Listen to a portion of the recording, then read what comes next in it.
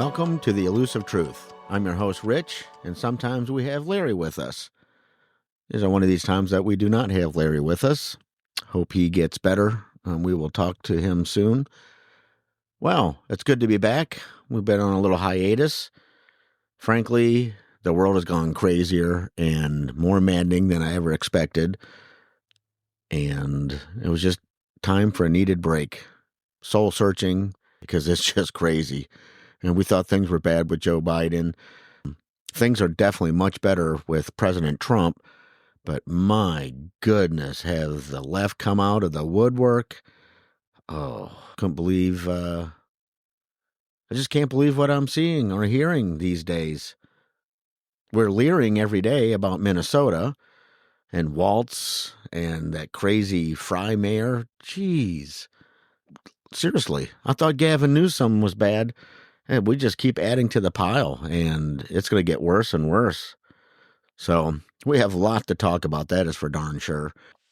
So with that, we're going to start off with Jessie Waters. We're going to have a little chit-chat talking about Maduro and Venezuela. It's not just so simple, is it, these days? There's an angle in every direction. So we're here to help find that elusive truth. So let's get started. Have a listen. Jessie Waters on the Maduro effect, Venezuela. Miller is angry. You invaded the country. We went into the country and we seized the leader of Venezuela. Damn straight we did. And I'm saying, we're not going to let. So is the U.S. going to have new elections? Jake, is that we're not going to let Tim Pot communist dictators send rapists into our country, send drugs into our country, send weapons into our country. The left is uncomfortable exercising American power. It's as simple as that. They're ashamed we're a superpower. So when we throw our weight around, they feel bad about it, even though we're helping them. They're now arguing that Venezuela has the right to send us drugs, gangs, steal our oil, sell it to China. But if we do something about them, we're the bad guys.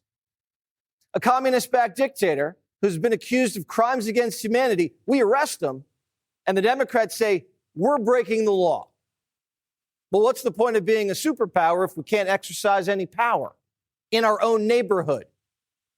How about a little gratitude? You know, at some point they should say, you did a great job. Thank you. Congratulations. Wouldn't it be good? I would say that if they did a good job, their philosophies are so different. But if they did a good job, I'd be happy for the country. They've been after this guy for years and years and years. And, he's a violent guy. He gets up there and he tries to imitate my dance a little bit. But he's a violent guy, and he's killed millions of people. Trump's taken out al-Baghdadi, Soleimani, the Iranian nuke program, and now dictator Maduro. And every single time, look it up, the left's against it. They say Trump is putting us in danger. Every time. That's what they say. How? By taking out bad guys? Soon they're going to be calling Maduro a Venezuelan dad. Biden had a $25 million bounty on Maduro's head. How'd the Democrats think we were going to go nab him? Maduro's going to turn himself in? Okay, gringos, you got me. I give up. Democrats literally campaigned in the last election exclusively on dictators are bad. That's all we heard, the D word.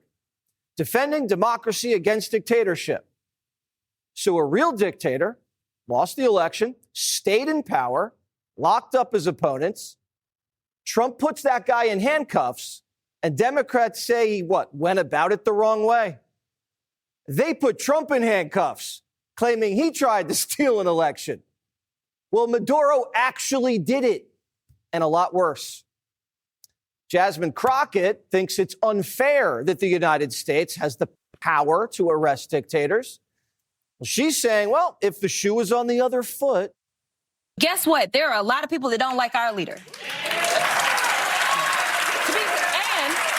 And regardless, somebody coming into the United States and grabbing our leader in the middle of the night and killing people in this country, I'm sure everybody would be outraged at them doing it that way. This explains the liberal mindset perfectly. Maduro has just as much of a right to arrest Trump as Trump has the right to arrest him. America should not put America first, should not use our power for good, and should take no responsibility for defending its interests. Even when other countries are attacking us with drugs and gangs and colluding with our enemies, we just have to sit back and take it. What do liberals want to use American power for? Sex changes in Guatemala? Check. $20 million for Sesame Street in Iraq? Yeah. They don't want to defend our borders, only borders thousands of miles away. They don't even want to defend our money. They bring in migrants and let them steal it.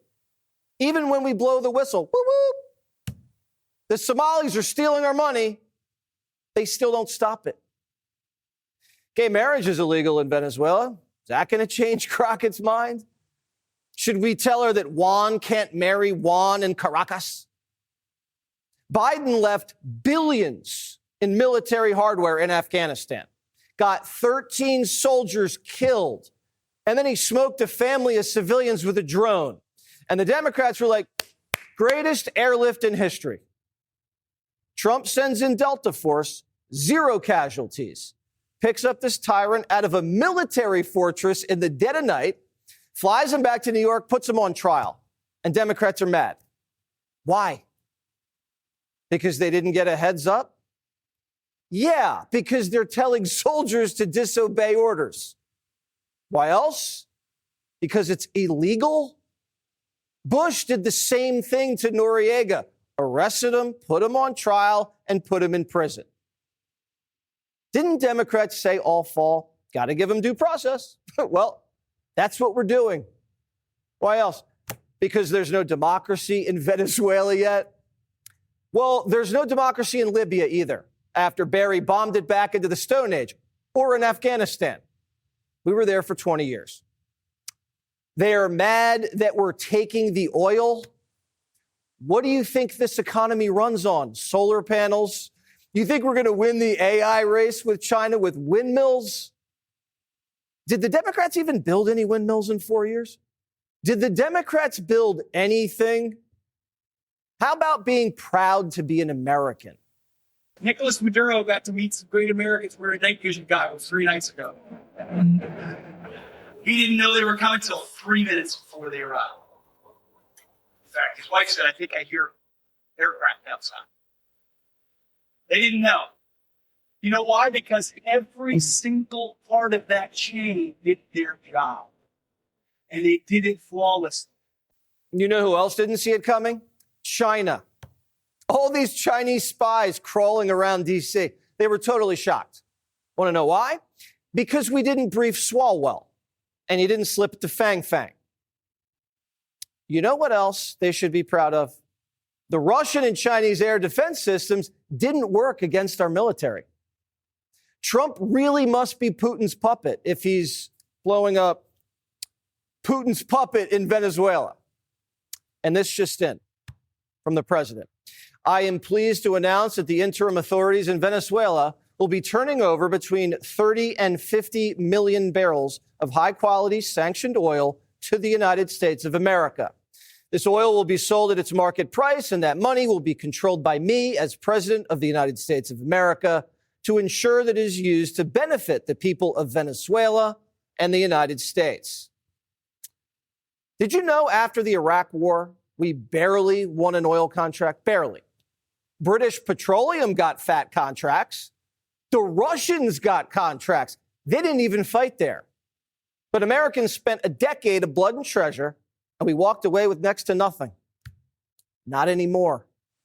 Yes, I said, Mr. President, when you say, quote, we're going to run everything, that obviously causes deep concerns because of the disaster in Iraq.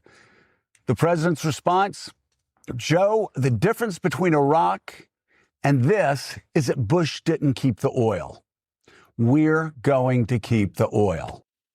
Trump says take the oil. Democrats call that imperialistic. We call it common sense. You know, we won spoils after World War II. We told our allies, lose the colonies.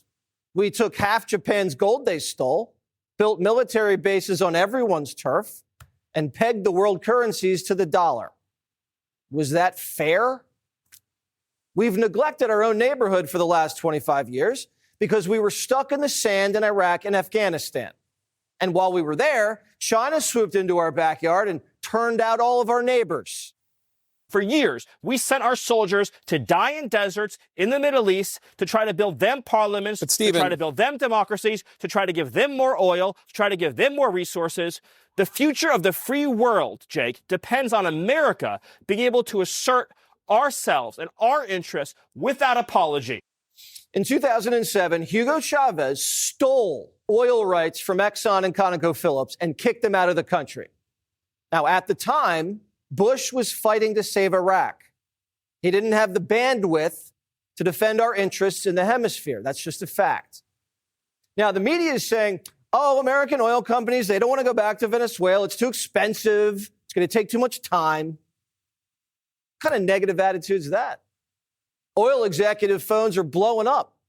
Interest in Venezuela has gone from 0 to 99%, quote unquote. Chevron, Exxon, Halliburton, their stocks are on fire. The Dow's up 1,000 points since the raid. Gold's up. The Venezuelan bond market's going loco. Privateers are already aiming for a $2 billion raise. The oil companies, they're meeting tomorrow with the Secretary of Energy. Venezuelan reserves are already mapped. There's no exploration risk. That means quicker dinero, lower inflation, and more leverage for Estados Unidos. This puts Trump in a stronger bargaining position with Putin over Ukraine and gives America more leeway to conduct military operations without worrying about rattling the oil markets. We squeeze China. We even reduce our reliance on Canadian oil, and that gives us more leverage in trade talks. And the best part is, liberals, listen closely, boosting Venezuelan oil output improves the Venezuelan economy. I know you care so much about other people. It helps the people live better lives there so they don't have to migrate here and raise your rent. Democrats are whining that we swapped one dictator for the dictator's VP, but guess what? She's already cooperating and has been for over a year. The Financial Times reports this. The vice president, Delcy Rodriguez, has been conducting secret talks with Washington for a while, preparing for a post-Maduro Venezuela. Translation, she went behind her boss's back and backstabbed him.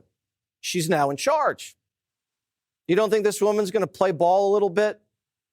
Now, if she doesn't play ball, the naval blockade will choke off her cash flow, and she won't be able to keep her lights on and pay off her cronies.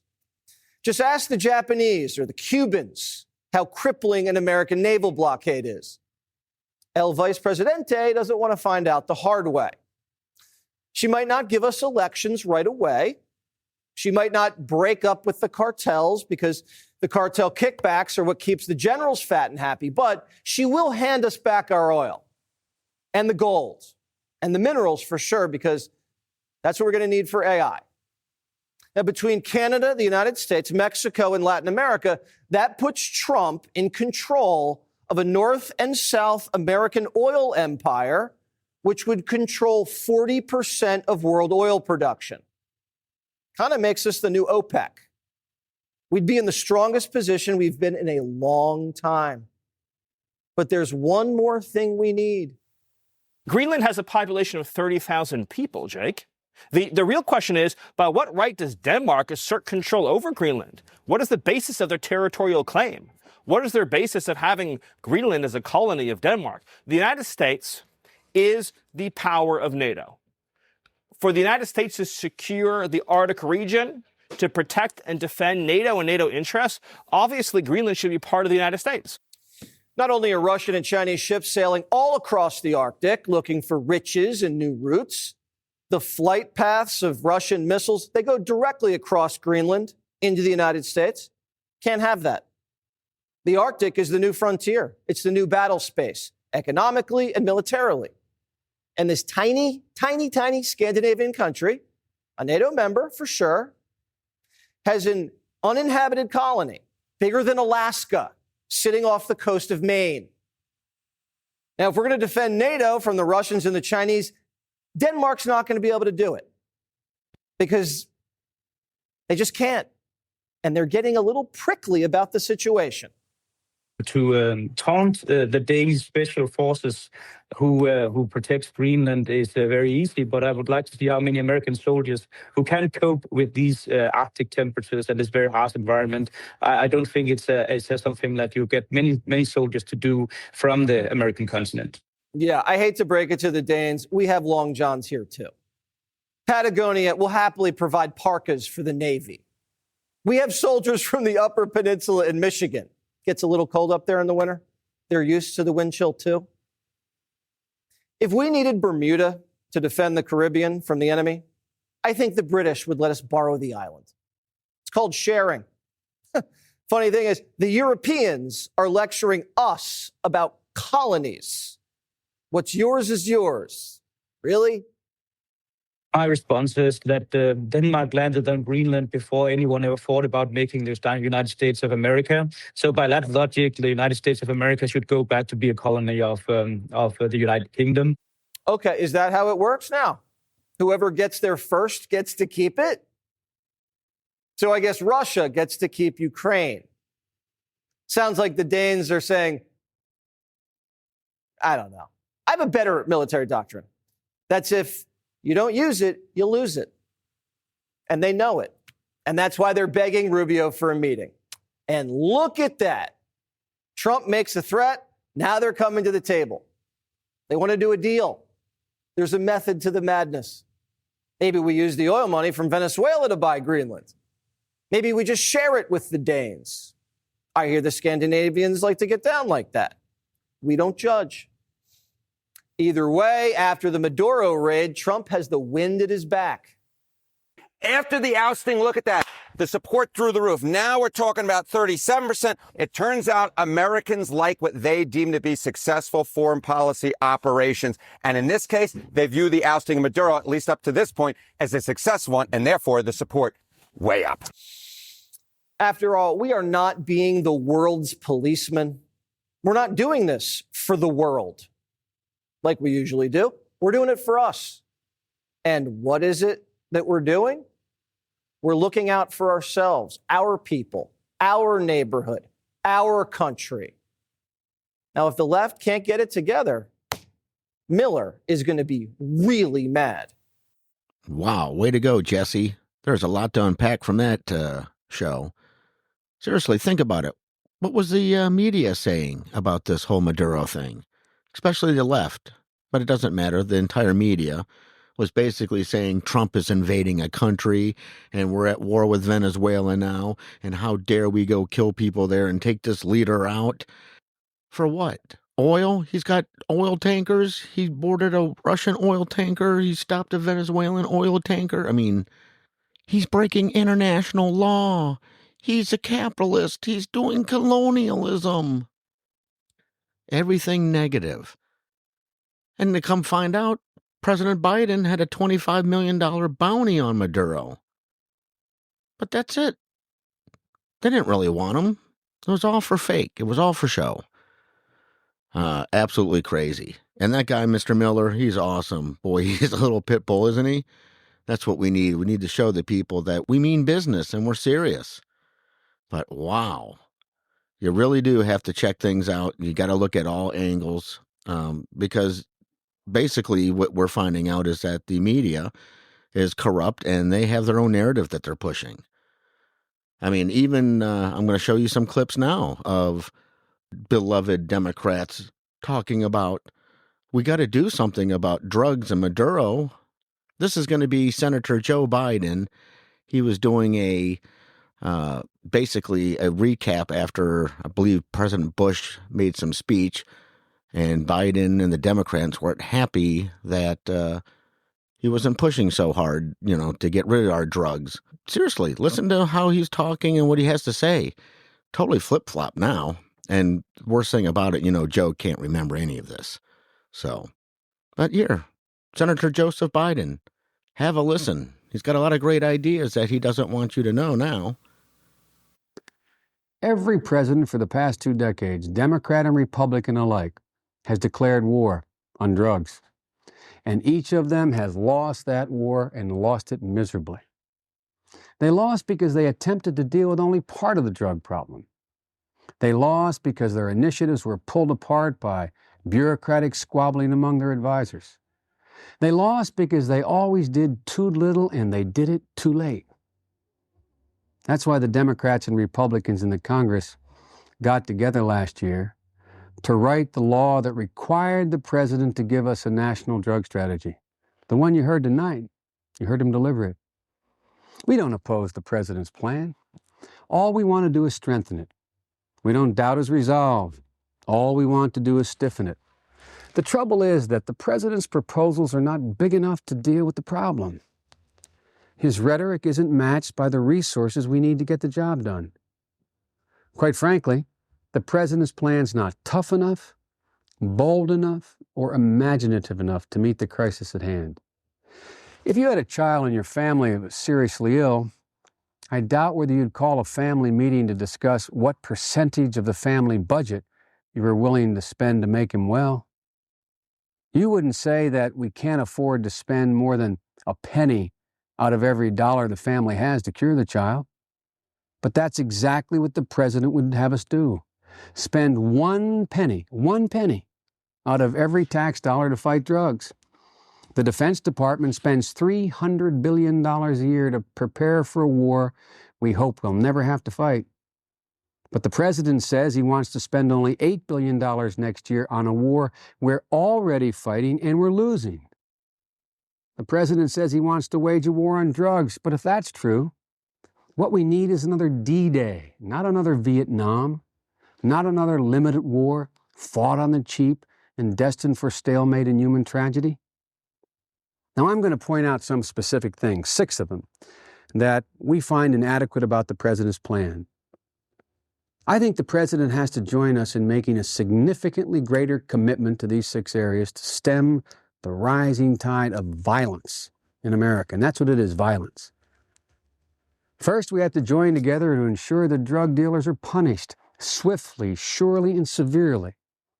And in line with what the president is calling for, we have to hold every drug user accountable.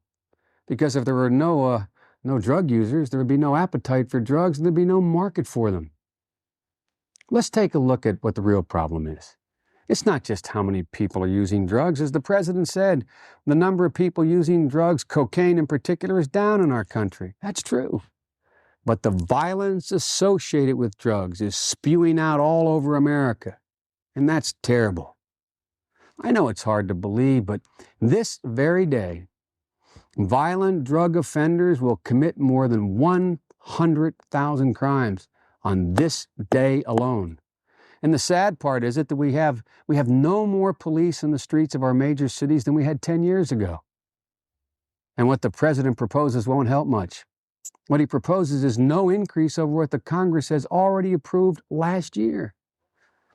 In a nutshell, the president's plan doesn't include enough police officers to catch the violent thugs, not enough prosecutors to convict them, not enough judges to sentence them, and not enough prison cells to put them away for a long time.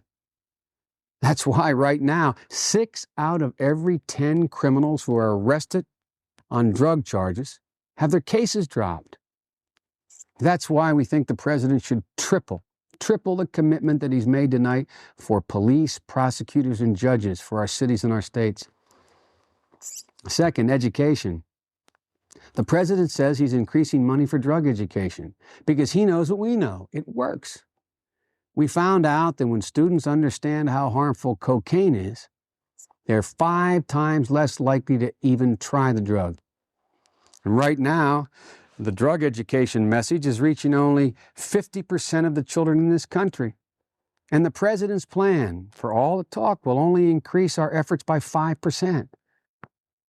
You know, drug education is the only vaccine we have against the drug abuse among our young. And can you imagine me sitting before you and saying, we're only going to vaccinate 50% of the children against polio or smallpox? We have to do more. We have to educate our children about the dangers of drugs.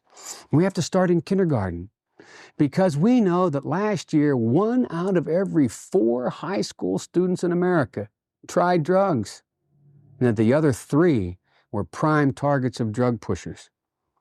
We can't afford to lose a generation while we're sorting out the budgetary priorities of this nation. We must do more, and now. Third, we disagree with the president's decision to cut back on our previous commitment to protect against drugs coming across the border, to cut the Customs Service, the Coast Guard, and the Border Patrol.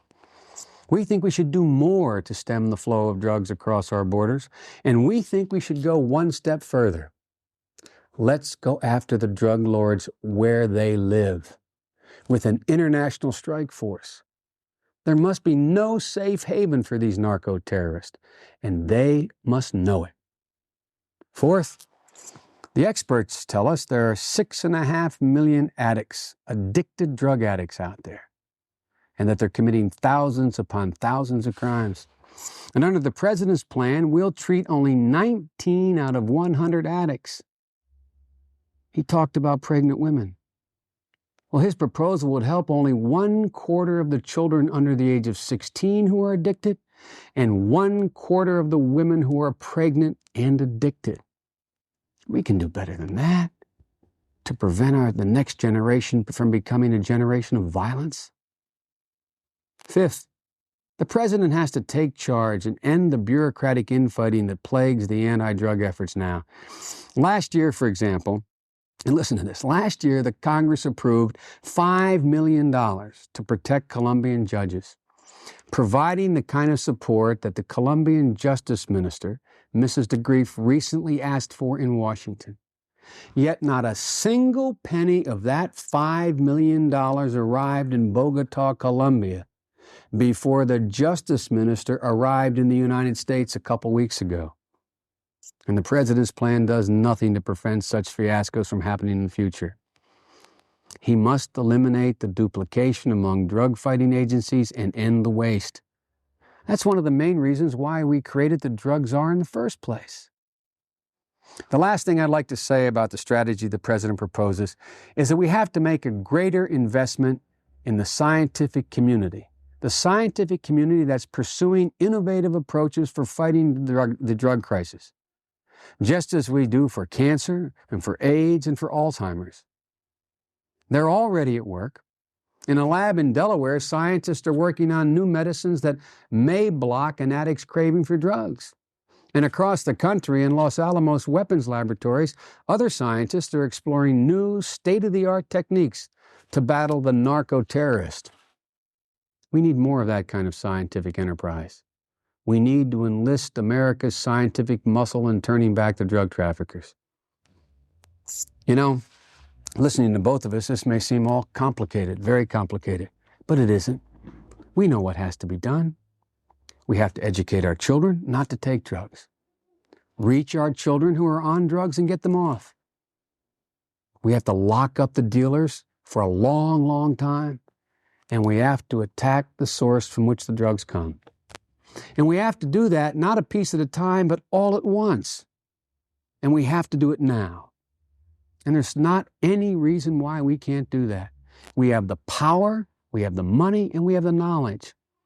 And we don't have to promise a world without worry or fear. We're not asking for that much. All we have to do together is to keep our promises and stay together. To put it in very personal terms for a moment, Joe Biden, I would settle for a world in which I could worry about the same kinds of things that my parents worried about, in which I only had to worry about the grades my children got in school rather than the drugs they're being exposed to, in which I only had to worry about the prices my wife had to pay at the supermarket instead of fearing that she might get mugged by a junkie in the parking lot as she loads her groceries into the car, in which tonight I could call my mom just to wish her pleasant dreams, not for the purpose of making sure she's safe in her own home. That's the kind of world I want. That's the kind of world you deserve. And there's no reason we can't have it. Thank you. Holy shnikes. That was Senator Joe Biden. 2 things. 1, I understood him completely. And number 2, where did he go wrong? Why did he turn? The Democrats, what happened to them?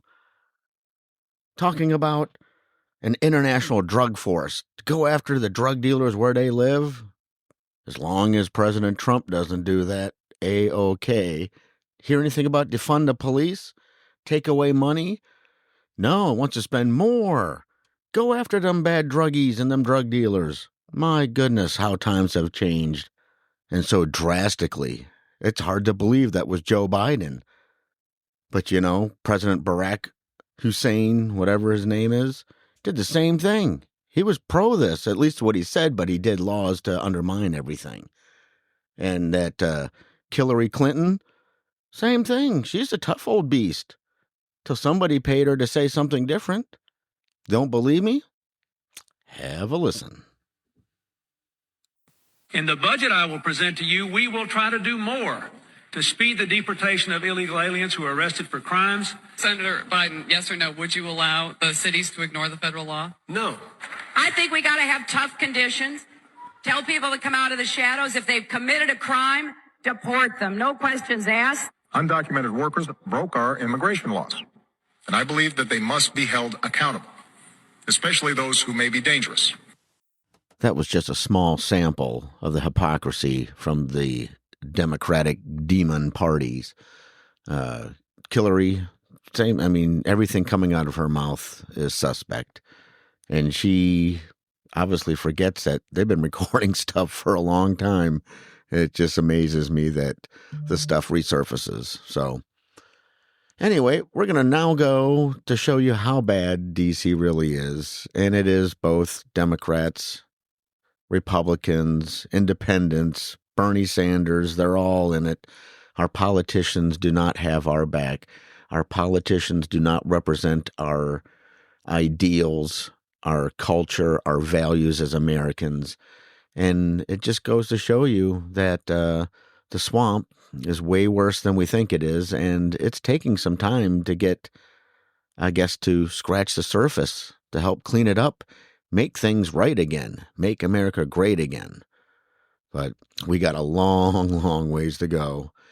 So have a listen. Benny Johnson, you'll like this one. Congressman, you went viral yesterday by exposing the swamp. Now Anna Paulina Luna and Marjorie Taylor Greene have come to your defense and saying that's exactly what happened. Republicans cut a sleazebag deal in order to protect a pedophile enabler, which is indefensible. The floor is yours. And that person's on the Intelligence Committee, Benny. And the reality is, to get on the Intelligence Committee, you got to raise a ton of money for the conference or the caucus, and you got to kiss a lot of ass. And I do not have the ability to do either one. That is why I'm probably vulnerable, because I can't raise the money because the big boys hate my guts.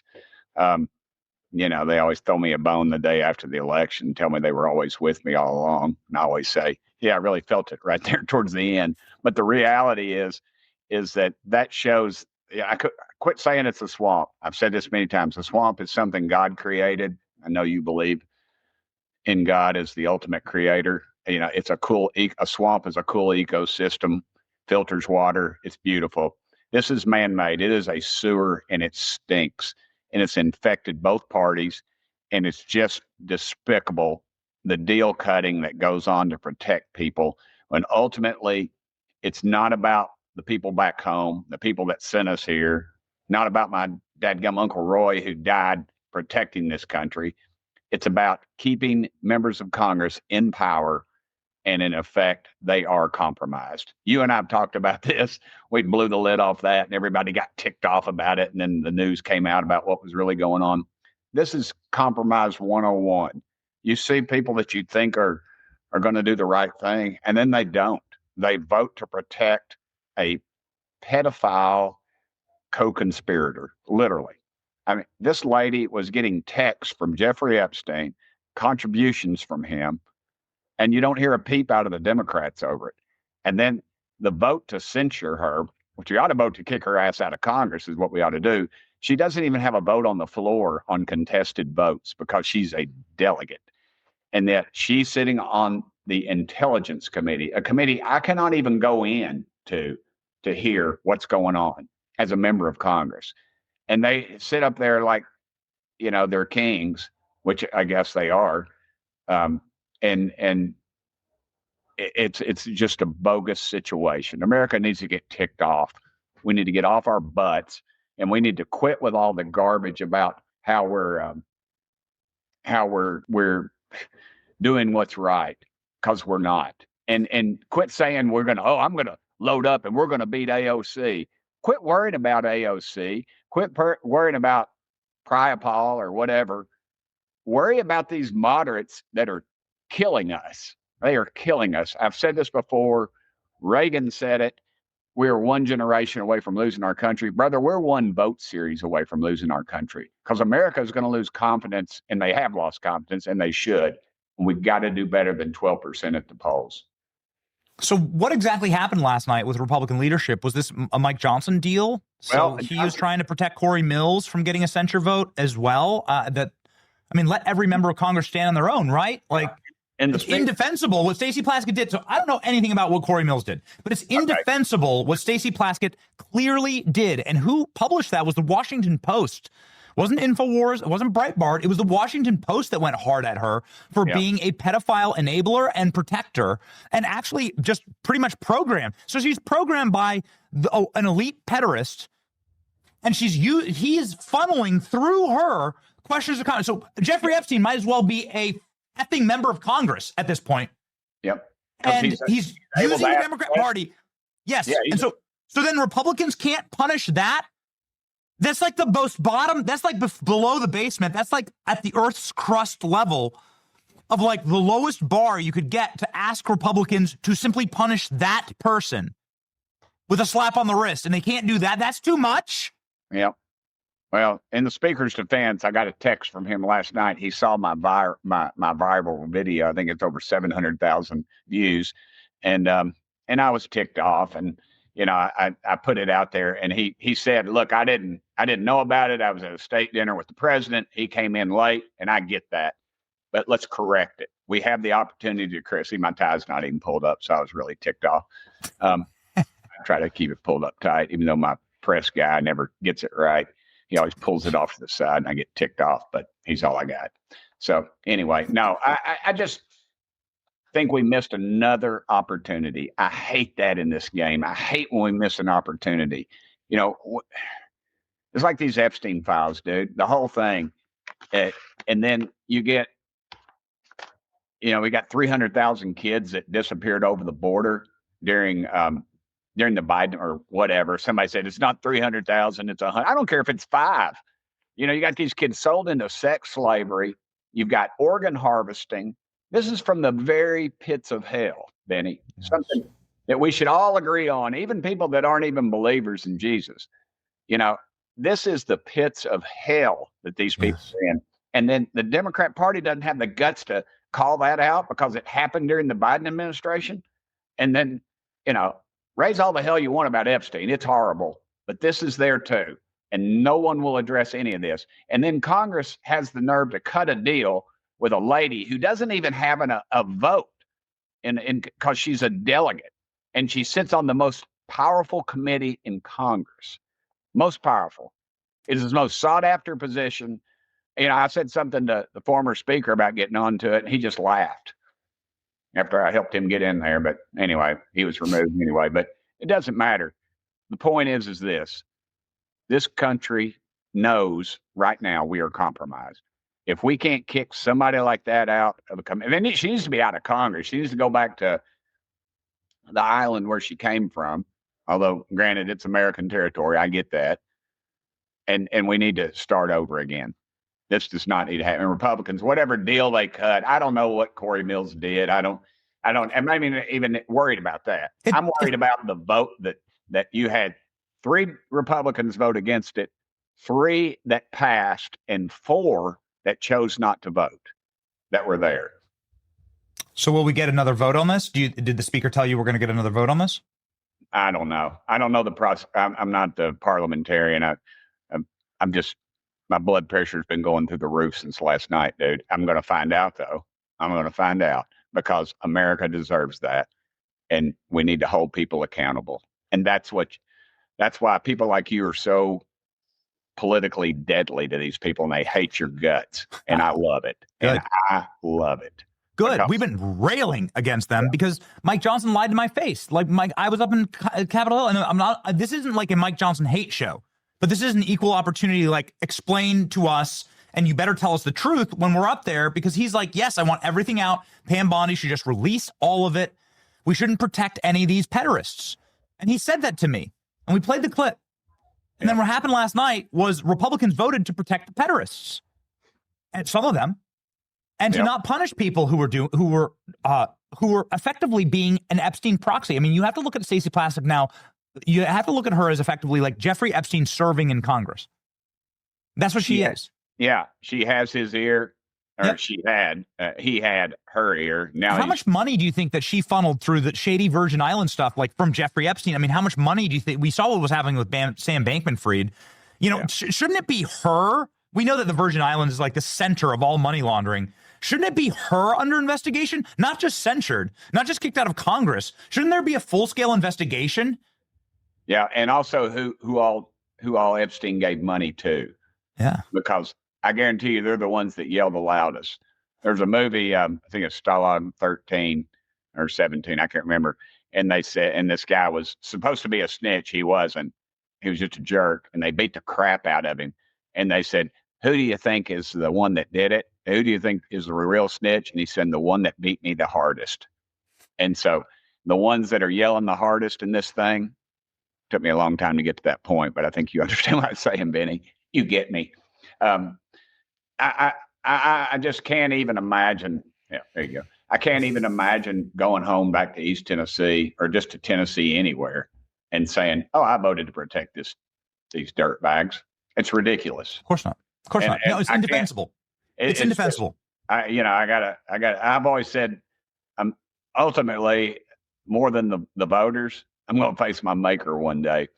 And to think that you play ball with these people or allow them to exist or allow them a voice is just beyond belief. Beyond belief. So you're on oversight, and James Comer is out saying that the Clintons are going to get Bannon treatment. They haven't gotten back with you at all. They haven't even responded. Some other very powerful people have, but the Clintons have said, screw you. And you can't do that to Congress. I mean, it doesn't matter if you're, I don't know exactly what protections Hillary would ever have. Obviously you have presidential immunity, I suppose, while you're president, but like Donald Trump's had to sit for subpoenas for like half his life. And his kids. What's going to happen to the Clintons here? Nothing. The sewer protects its own, brother. I'll rant and rave, and we'll come back on in a couple of weeks, and I'll tell you about the letter I wrote to whoever to get them before the committee. But that's why people like me aren't in leadership, dude. I think you just about have to be compromised to get to that point, one way or the other. What should happen to the Clintons? They should be punished. We should get to the bottom of everything. We should find out where the money went. We should find out where the money went when they were down there in that island. Not just the Epstein Island, Haiti. Haiti. But too many people got rich off this. Look, Benny, here's how it works. It's just the NGOs, and let's talk about them non-government organizations which are government. Just my bill to defund the Taliban. 1,000 NGOs plus you add the UN, probably 3,000 NGOs.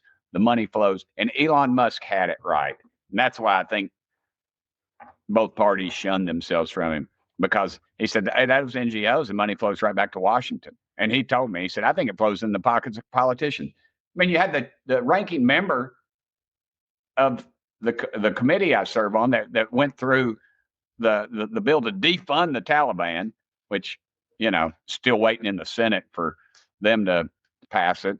All kinds of confusion over there. They're fighting over the NGOs.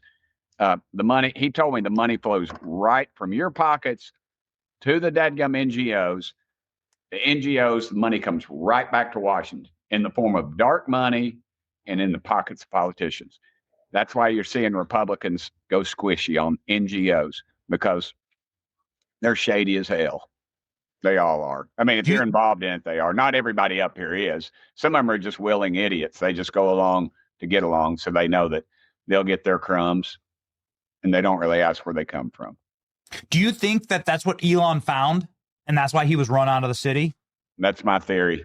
That's my theory. Ultimately, I think he was getting too close. I don't know if he found the specifics yet, but I'd say he was right on it. He was right on it. And then you don't see the media rap. And I know I got to get on. I got to go. I got to get out. I got to get to my deal. C-SPAN. I apologize. But yeah, that's exactly what happened. I mean, it's money, it's power, and it's arrogance. All those three things is what runs this town. And that's why, again, people like me, we don't advance. We don't advance. I mean, I'm good looking enough to be a chairman. You've told me that many times off the air that I'm an incredibly handsome man. But I got to go, brother. I love you. Thank you. Hey, let's keep fighting for our country. Let's not quit. God's blessed us with an incredible country and a gift. Yes. And you've been a gift to this country. And I hope you stay healthy and love that sweet family of yours. Thank you, brother. God bless you. You're the man. God bless you. God bless you, Tim, and enjoy a much smaller audience on C-SPAN. Yeah, 4 people that'll be watching me here. One of them my wife wanted me watching me. I bet she's working in the barn right now. See you, brother. All right, see you, Congressman. Thank you, Benny Johnson. Wow. You don't hear this on the news, do you? This is how bad it is. And the big highlight, the Democrats and the Republicans voted not to release the full Epstein files. But yet, the Democrats and the left say it's all Trump. Trump did it. Trump's not releasing. It's their own damn party and Republicans. Like I said, it's bad. It really is. And again, you have to look at multiple sources to find this information out. It's just crazy. The Clintons, they're in Haiti. They made billions of dollars off the Haitians, off the earthquakes. This was 15, 20 years ago? Child's play. I mentioned earlier that we're leering about Minnesota. And the big thing is that they're still trying to keep from us is how bad California really is. That's all about to come out. This year, 2026, is crazy. It's going to get way worse. And it's just, it is one thing after another, distraction after distraction, and not get anything done. I mean, we need arrests. This is crazy. But yes, we better stay strong, work together. We are Americans, and that's all that matters. Our country, our love for one another, our freedoms. That's what we do. So that leads me to my next little clip here.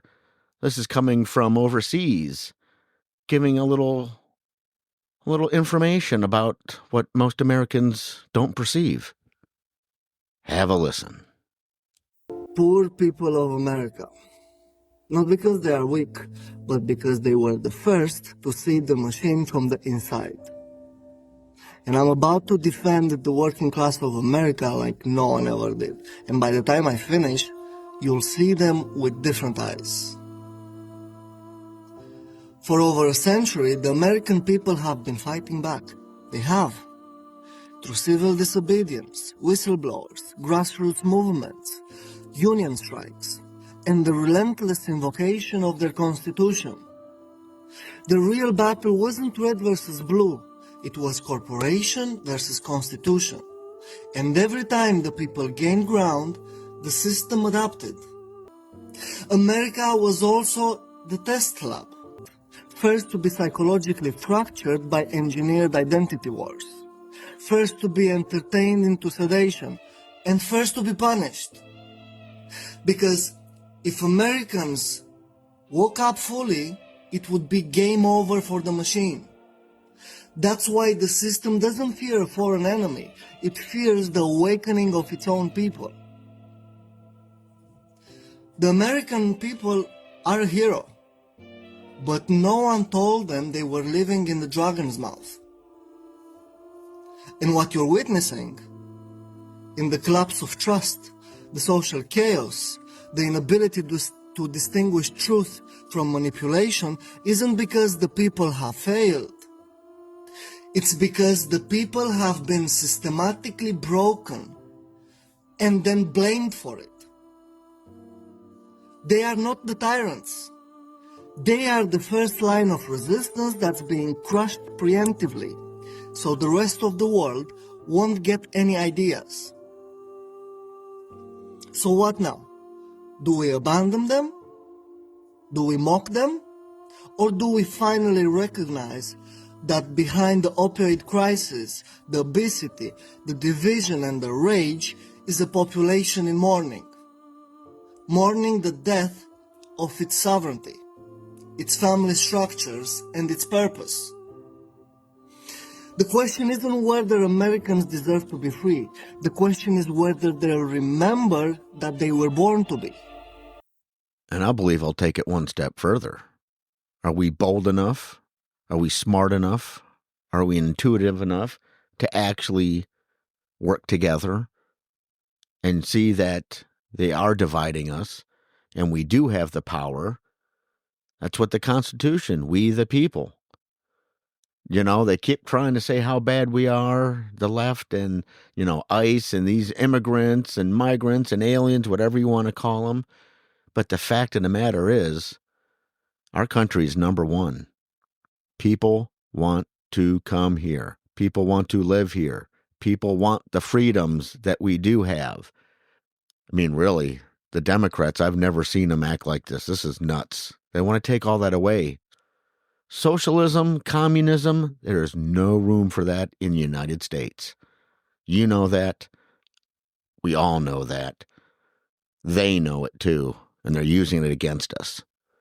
So that's why you got to keep looking for that elusive truth. We're going to leave off here with something kind of crazy I came across. Now, I've had kids, and somebody has to say is, you know, ever hear of a song called Baby Shark? And most people go, oh, I can't stand that. That is the craziest. Oh, it gets on your nerves because I play it over and over and over and over again. So you have this feeling or this knowledge that Baby Shark is the dumbest song of all time, but the kids love it. So my point is, I came across this thing, and it's basically Baby Shark 50s soul. And I was like, oh, this is going to be horrible. And to my surprise, just like life, you think you know everything, and it unfolds in front of you. Have a listen.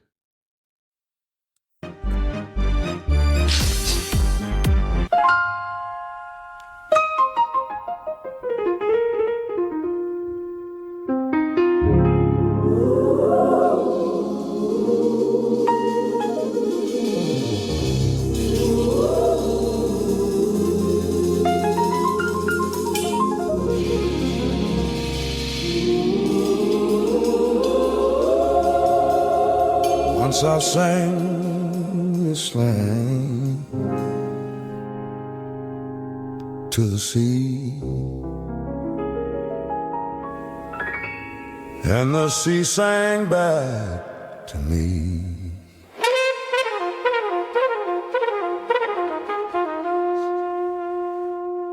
Baby shark, I can still hear you call through the waves and through the hall. Mama's voice was a guiding star. Now I'm singing to the dark afar. Daddy shark, so strong, so kind, held my hand when the sun would shine. But the tide took him away one night, and the moon just watched me cry.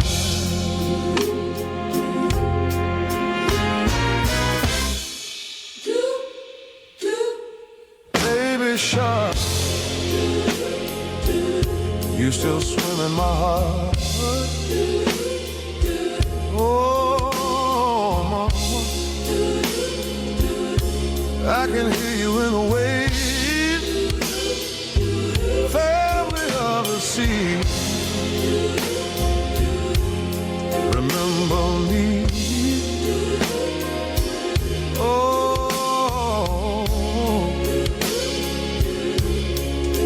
oh. Can you hear me singing? I grew old, but the song remains. my soul unchained. Every note a memory waves, every line a name I crave. Where did that come from? It's amazing what AI can do. Wow. I never thought that a song that I know as Baby Shark would be so decent. Just shows you got to look past your own self. Open your ears, open your eyes, and just let it in. We appreciate you going down this rabbit hole with us today. I hope you learned something. Keep looking for the elusive truth. We will see you soon. God bless you. God bless America. Take care.